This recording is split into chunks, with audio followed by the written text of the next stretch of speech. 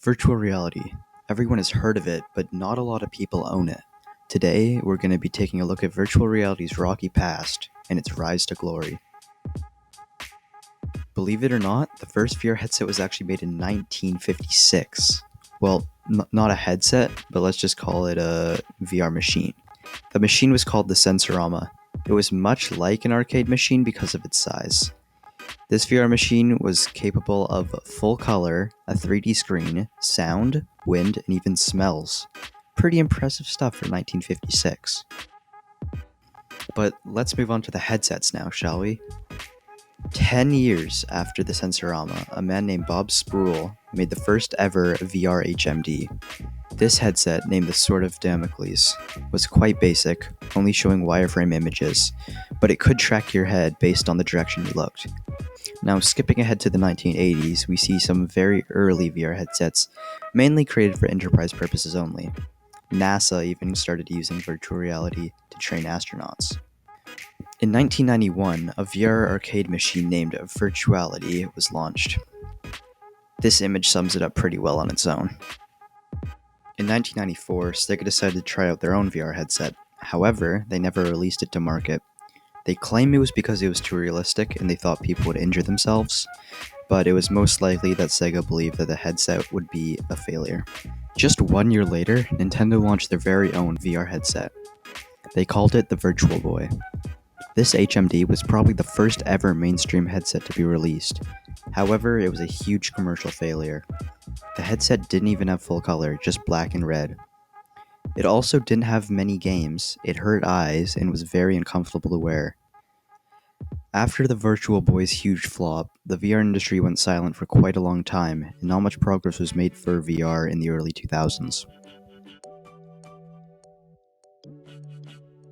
However, in 2012, 20-year-old Palmer Luckey created a Kickstarter for a new VR headset, the Oculus.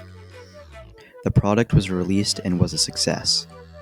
Facebook saw Oculus's potential, and in 2014 they bought Oculus for $2 billion.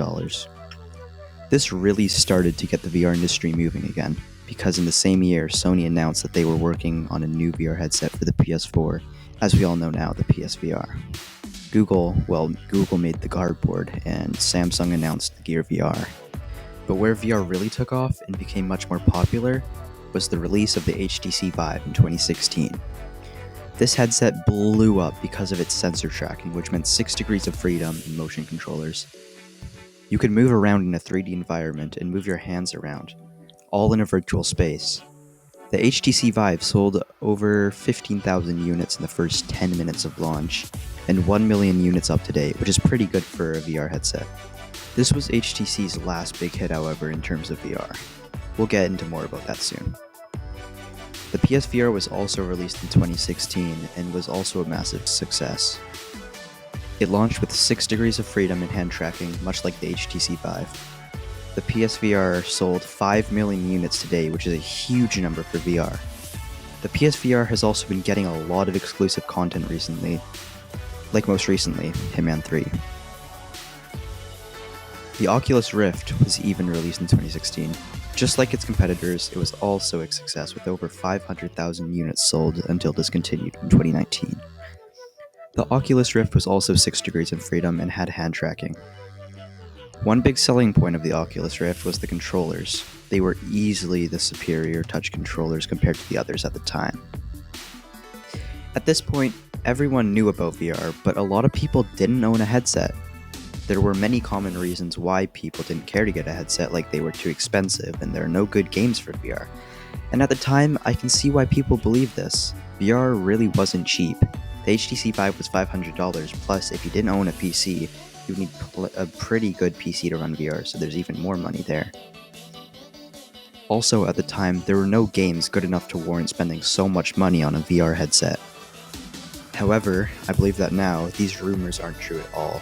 VR headsets have been getting much cheaper over the years, like the 2019 Oculus Rift S and the Oculus Quest, which, may I mention, doesn't even require a computer to run, and still has 6 degrees of freedom and controller tracking. Also, many new games have come to VR over the years, like Half-Life Alyx, released in 2020.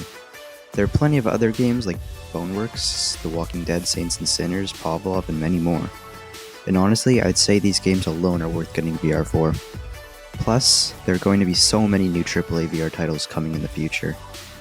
Also, VR headsets have been evolving too, like with the previously mentioned Rift S, which has inside-out tracking, which means no external trackers. The Oculus Quest also has inside-out tracking, along with the fact that the headset is all-in-one, so no PC required. Not to mention, all for the price of $399. There have also been many hardware improvements in VR headsets, demonstrated with the Valve Index and its advanced finger tracking controllers and its high resolution and high refresh rate displays. Also, the upcoming HP Reverb G2 is looking very promising so far. However, not all headsets recently have been great. Remember HTC? Well, they tried making another headset recently, called the Cosmos. It featured inside-out tracking, much like the Rift S and Quest. However, it underdelivered immensely. The tracking on the Cosmos is awful and underperformed the Rift S and Quest by a lot. HTC is now moving away from the consumer market and will be targeting enterprise. The VR industry has been just getting started.